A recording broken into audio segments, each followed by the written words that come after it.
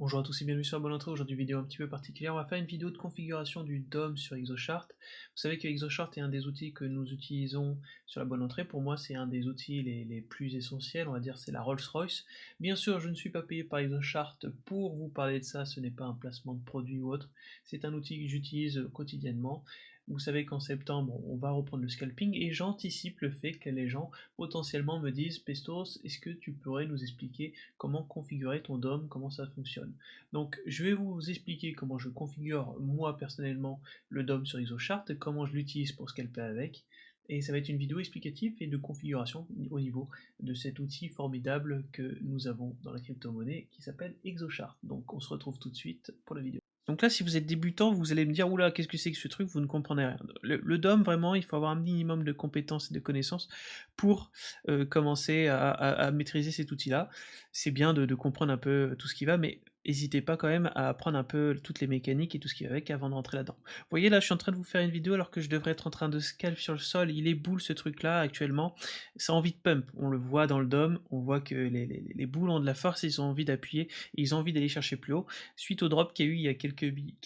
Il y a quelques heures, il y a eu un drop. Mais là, on sent que les boules ont repris la main et là, j'aurais envie de jouer des longues avec tout le monde et profiter de cette hausse au niveau du Solana. Mais vous voyez, je fais des vidéos pour vous, je vous fais des vidéos et donc je m'assis un petit peu sur mon argent. Donc n'hésitez pas à vous abonner et à follow la chaîne, ça fait toujours plaisir parce que là, je suis en train de faire des vidéos pour vous et pas en train de trader. Bon, j'aurais pu perdre de l'argent, mais là, concrètement, je suis en train de faire une petite vidéo pour vous faire plaisir. Donc n'hésitez pas à me soutenir aussi au niveau de tout ça, quoi. Alors, pour en arriver à là, on va partir sur une autre page d'ExoChart, on va partir sur le truc. Donc là, concrètement, qu'est-ce qu'on a? On a trois options, vous avez le DOM qui apparaît ici, à ce niveau-là, paf, vous choisissez votre truc, donc on va dire qu'on va rester sur le Solana USDT, à ce niveau-là. Donc là, vous avez votre DOM qui apparaît, vous avez ici à gauche le profil, le price profile, et vous avez en fait le volume qui a été effectué sur la journée, d'accord. On va prendre que le daily. Moi, ce qui m'intéresse, c'est savoir ce qui s'est passé aujourd'hui. Donc, on va prendre que le daily aujourd'hui. Vous cliquez droit au niveau d'ExoChart ici, vous allez faire apparaître le tape. Qu'est-ce que c'est le tape? Ce sont les ordres market qui sont passés à l'instant présent. Donc ici on a voilà, un monsieur qui a pris pour 12,9 Solana actuellement, qui en a pris pour 47. Bon, l'objectif de ça va être en daily, ça va être de filtrer ça, parce que là concrètement c'est illisible, où il y a des ordres qui passent un peu par-ci par-là, et donc c'est pas joli. À part être Robocop, là ce n'est pas intéressant pour vous. Donc vous faites clic droit, DOM setting, on va prendre le tape. Donc concrètement, qu'est-ce que je vous conseillerais, c'est de savoir un petit peu, voir un peu les ordres qui passent. Vous laissez le tape passer, vous regardez un petit peu ce qui passe et ce qui est quand même plutôt gros ou on va dire pas trop gros. Donc là on voit quand même qu'il y a des ordres à plus de 200 qui passent, donc c'est toujours bien de mettre son filtre. Donc vous avez dans Tape Filter, donc là j'ai mis 1K, il n'y a plus rien qui apparaît, d'accord. C'est normal, il n'y a personne potentiellement qui balance un 1000, qui achète pour 1000 Solana à l'instant T, à part potentiellement peut-être une grosse whale qui a envie d'acheter tout de suite maintenant. Donc on va descendre petit à petit, on va se mettre sur du 100, et potentiellement on devrait voir apparaître des 100 passés. Donc on va mettre 200 par la suite, 300, et allez, 1000 si vraiment il y a quelqu'un qui a vraiment envie d'acheter du Solana.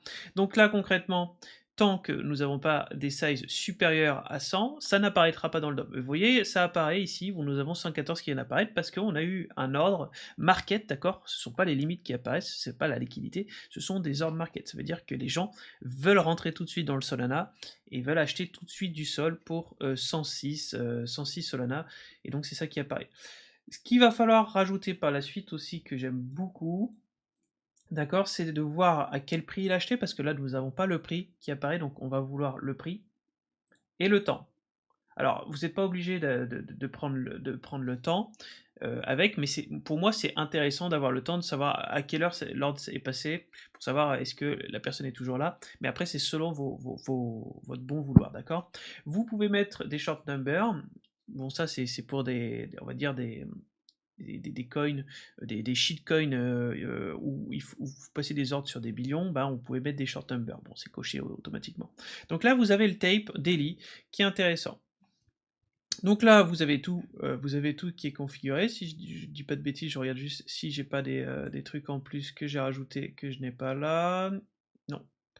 Donc la première partie est là. Alors ici, le tick, ça veut dire le nombre de ticks que vous allez regarder. Si vous regardez sur un tick, ça veut dire que vous prenez vraiment au tick même, ça veut dire que je sais pas après de combien est le contrat de Solana, mais si ça bouge, bah, ça va bouger, bah, le contrat il est de 0,10, si je dis pas de bêtises.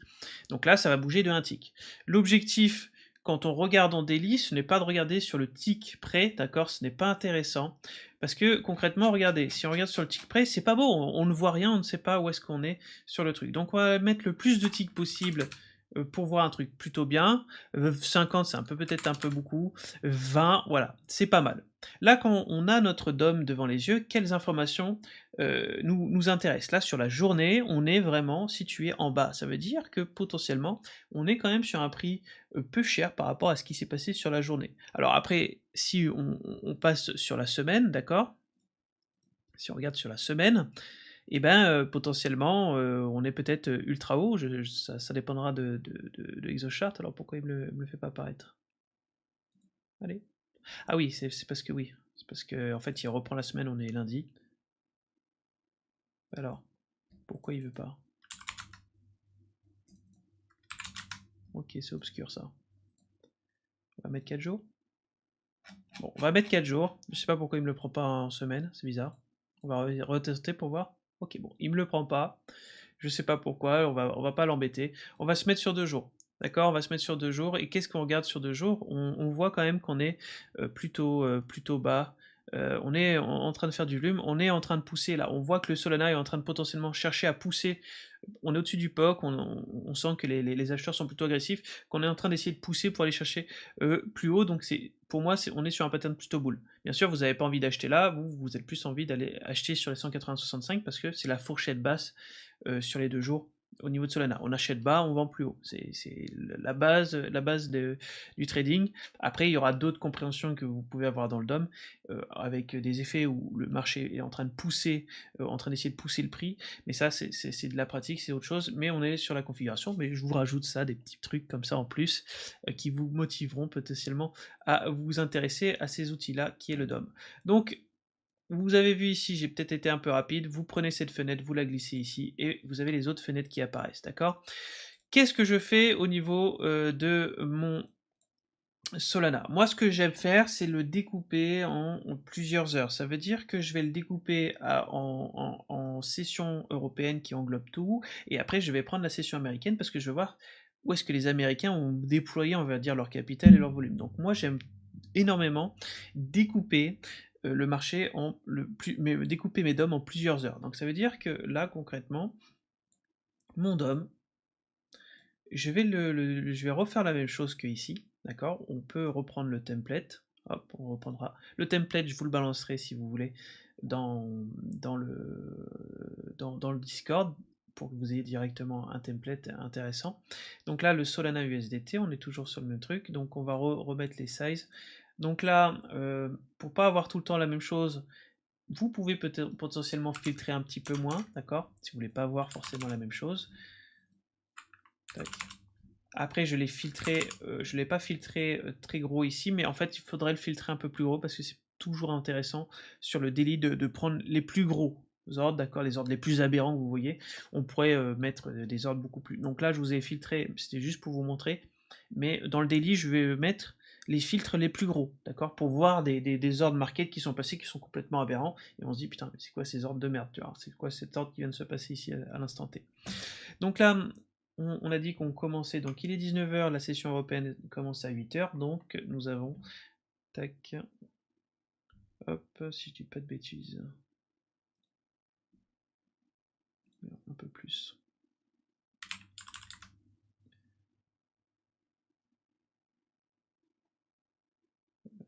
Tac, 11h.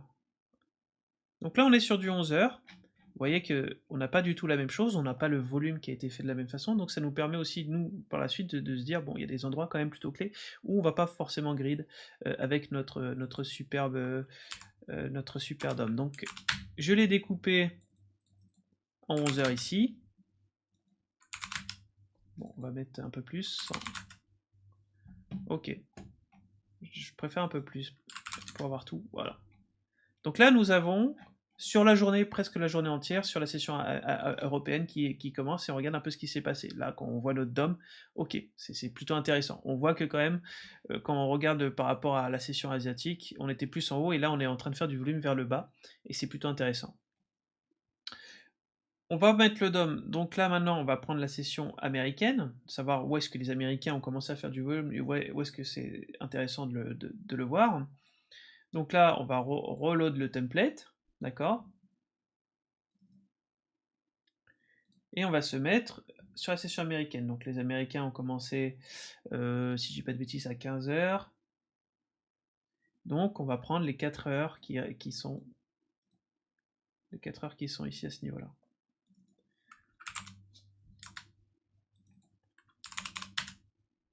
On va mettre du 150 ticks. Merde, je suis pas sur le bon. J'espère que vous avez suivi. Hop là, on n'est pas sur le bon. Ok. Donc là, c'est intéressant. C'est intéressant de voir. On a découpé notre DOM. On voit qu'en fait, dans la matinée, eh bien, on était potentiellement sur les hauts. On était dans les hauts ici à ce niveau-là. Et que là, en fait, la session américaine, on a fait du volume en bas, sur les 184-125. Donc, ce qui va être intéressant de voir, ça va être les ordres agressifs, savoir est-ce qu'on a envie de remonter. Et là, comme je vous disais tout à l'heure, Solana est plutôt boule à l'instant T, parce qu'on a des ordres agressifs, il y a des boules qui sont en train d'essayer de repousser le prix pour aller beaucoup plus haut. Et là, c'est intéressant. Nous, ça va être intéressant d'être avec le marché, d'être agressif avec tout le monde, quand on aura réussi à battre ces niveaux-là. Les 185-925 est un super niveau qu'il va falloir attendre de voir. Est-ce que la force boule est en train de les atomiser et est en train de pousser le prix beaucoup plus haut dans les 4 heures? Ça voudrait dire que potentiellement on a fait énormément de volume ici et que le marché veut repartir à la hausse, il veut repartir beaucoup plus haut. Et après, le fait d'avoir découpé notre DOM, eh ben, ce qu'on peut espérer, c'est de se dire, ok, si on pousse ici sur les 185, le maximum qu'on peut espérer, potentiellement, c'est les 188 ou 187, 875. Ça sera notre zone où potentiellement on ira chercher des TP, où on ira chercher à descendre le plus possible la size, parce que concrètement, on est quand même dans une bonne zone où il y aura potentiellement des bears qui vont essayer de défendre le gras, et donc on n'est pas là pour grid, on est là pour, pour prendre le plus d'argent possible, tout en TPant et en ayant une gestion de risque plutôt maîtrisée. Mais ne soyons pas là-dedans, à chaque fois que je parle du DOM, on s'évapore, on se perd. Pour passer les ordres, malheureusement, pour passer les ordres, eh ben, ExoSharp ne prend pas encore en considération. Donc on va partir sur le web, et moi personnellement j'utilise InSilico Terminal qui est extrêmement bien, d'accord. Vous avez Silico Terminal qui va vous permettre de passer des ordres au marché, qui va vous permettre de passer vos ordres là. Donc j'ai mon DOM mes DOM qui apparaissent ici à ce niveau-là et qui va me permettre après, par la suite, de passer mes ordres. Ici on est sur un petit écran, donc j'ai que 3 fenêtres, mais ce que j'aime faire c'est de passer à du 4 fenêtres et regarder, en fait, quand je scalpe, je vais regarder dans les 10 minutes, d'accord. On va vraiment regarder ce qui se passe dans les 10 minutes, surtout quand on est sur des zones où on est plutôt agressif et on veut jouer avec la force. On va se mettre sur un truc en 10 minutes qui va tout le temps reset pour savoir un peu ce qui s'est passé à l'instant T, ce qui est passé à l'instant présent, où est-ce que ça a bloqué, où est-ce que les boules se font absorber, où est-ce que les bears sont en train de défendre. Donc là, c'est super intéressant. Vous voyez que là, le fait qu'on ait filtré, qu'on ait fait le plus possible, on voit quand même que à 19h26, sur les 185-71, eh ben, on a eu quand même 500 sols qui ont été achetés. Et c'est pas passé pour le moment. Donc potentiellement, on a des bears qui sont en souffrance, qui sont en train de protéger le prix au plus possible. Mais on se doute bien que sur les 185-71 à l'heure actuelle, et potentiellement, si on devait scalper, jouer très peu de ticks, ça serait potentiellement une belle zone de TP, en attendant que potentiellement on progresse, qu'on passe beaucoup plus haut. Mais là, concrètement, il y a quelqu'un qui bloque le prix actuellement. Donc, on ne va pas chercher plus loin, on va chercher les bas, on va acheter plus bas et on va essayer de vendre au meilleur prix. Vous voyez que là ça a débordé et que on est en train d'agresser, d'accord. Les boules sont en train d'agresser les bears, ils sont en train d'essayer de passer. On se doute bien que si les boules n'arrivent pas à passer, c'est bearish, d'accord? Donc on va tout le temps aller chercher dans la force du vent, on va pas aller contre-courant. Bien sûr à côté, mais ça on en parlera en septembre, j'ai un graphe et je vais pouvoir regarder un petit peu qu'est-ce qui s'est passé dans la journée, est-ce qu'on est contre-tendance ou pas. Quand je regarde ce Solana ici actuellement, on voit que ici sur les 192, on n'avait pas d'acheteurs et que le marché ben, était plutôt bearish pour la journée, d'accord? On n'avait pas d'acheteurs ici à ce moment-là, on n'en trouvera pas plus, d'accord? Peut-être potentiellement si on remonte on en trouvera, mais là actuellement c'est compliqué. On voit ici sur la semaine qu'on est dans un volume, donc ça nous permet quand même de tracer un petit peu des niveaux clés où les bears vont défendre, donc ça nous permet d'avoir beaucoup de choses. Je me mets aussi un graphe en PNF 50, ça c'est après, c'est moi qui suis plutôt, qui aime beaucoup travailler avec ce truc-là, parce que ça me permet un peu de voir à l'instant T comment va le CVD. Je travaille beaucoup avec le CVD et la force, et on constate que ici, ben, le CVD, on a absorbé beaucoup de gens ici, qu'on n'a plus de bear ici. Donc c'est pour ça que moi je suis plutôt bull, que là concrètement si je devais scalper avec le DOM, eh ben, j'irais chercher beaucoup plus haut. Est-ce que je vous ai tout dit au niveau du DOM? Donc là vous avez ma configuration personnelle. Donc ce qui est très important, après, selon chacun comment vous travaillez, mais moi, le DOM, je le coupe en plusieurs heures. Je le découpe parce que ça me permet de voir un peu le volume qui a été fait. Vous savez que moi, je trade exclusivement avec le volume et le temps et la force d'un mouvement. Ça me permet de savoir un peu ce qui s'est passé à l'instant T, ce qui s'est passé dans les heures, et c'est pour ça que j'ai découpé dans la journée, d'accord? Est-ce que, concrètement, quand je regarde sur ma journée, est-ce que je suis extrêmement haut au niveau du prix? Donc si je suis extrêmement haut au niveau du prix, est-ce que j'ai envie de jouer avec les boules? Si vous êtes déjà assez haut, vous savez, toutes ces vidéos-là, c'est tout ce que je vous explique avec le momentum. Où est-ce que vous êtes localisé? Où est-ce que vous êtes? Si vous êtes excessivement cher, est-ce que tu as envie d'acheter et de jouer avec tout le monde? Est-ce que tu as envie de bug un truc qui est extrêmement cher? Ou est-ce que potentiellement tu as envie de te dire, bon, ce truc-là est super cher, les gens vont potentiellement vendre et pousser, ils vont vendre, et donc mécaniquement, ben, le prix va descendre. Donc c'est plein de choses comme ça qu'on va travailler en septembre pour comprendre, et vous voyez qu'il y a des choses vraiment intéressantes à faire, et il y a des choses vraiment passionnantes au niveau du DOM et du trading. Moi, ça me passionne, c'est vraiment la matrice, comme on pourrait dire. Donc, en septembre, on va en discuter, on fera des lives. Bien sûr, ce seront des lives qui seront avec de la latence, bien sûr. Je ne veux pas que vous me copiez et que vous fassiez déchirer par le marché.